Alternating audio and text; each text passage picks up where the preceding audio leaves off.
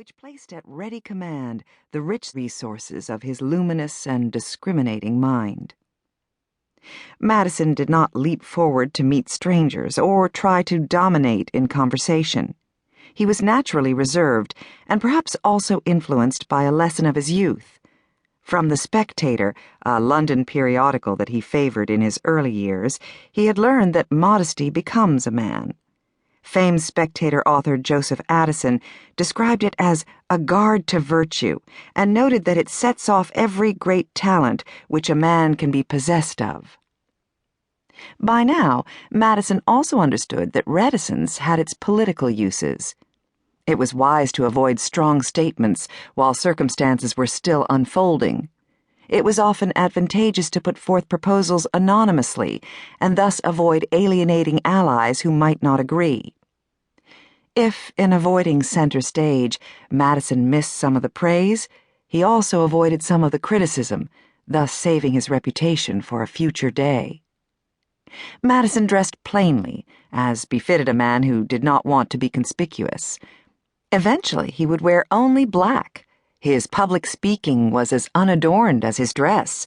His words and ideas came forth with coolness and clarity, unobscured by drama. Although no one thought of him as an orator for the ages, those who paid attention understood that when he spoke, he was enormously effective. If eloquence includes persuasion by convincing, his fellow Virginian John Marshall wrote, "Mr. Madison was the most eloquent man I ever heard." Thomas Jefferson believed that Madison's reserve had held him back when he first began his public career, and another friend, Samuel Stanhope Smith, told him that his early achievements had come in spite of all your modesty. But the reputation that Madison had acquired by the time he arrived in Philadelphia in May 1787 suggests that his manner had been little hindrance. "Every person seems to acknowledge his greatness," commented William Pierce, who, like Madison, was a delegate to the Philadelphia Convention. Indeed, now that Madison's intellect and political skill were so widely recognized, his demeanor seemed to burnish his reputation. Despite all his renown, he remained, in Pierce's words, a gentleman of great modesty, with a remarkable sweet temper. Although she was the same age as Congressman Madison, Eliza Trist sometimes assumed a motherly attitude toward him. She knew from Jefferson that much as he had accomplished, he was likely to achieve still more, and she worried about the torrent of abuse he would have to bear as he rose higher. "He has a soul replete with gentleness, humanity, and every social virtue," she wrote to Jefferson, "and yet I am certain that some wretch or other will write against him. It will hurt his feelings and injure his health, take my word."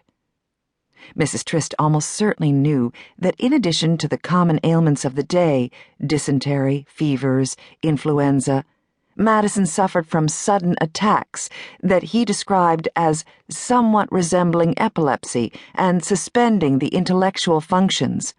Historians of a later time would dismiss these attacks. Epileptoid hysteria, his most influential biographer would call them.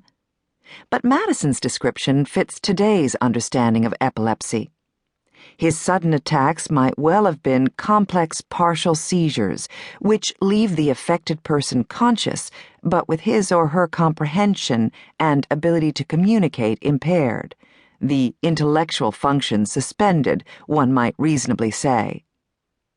In Madison's day, such attacks were not generally regarded as epileptic, which may account for the qualifiers in his description.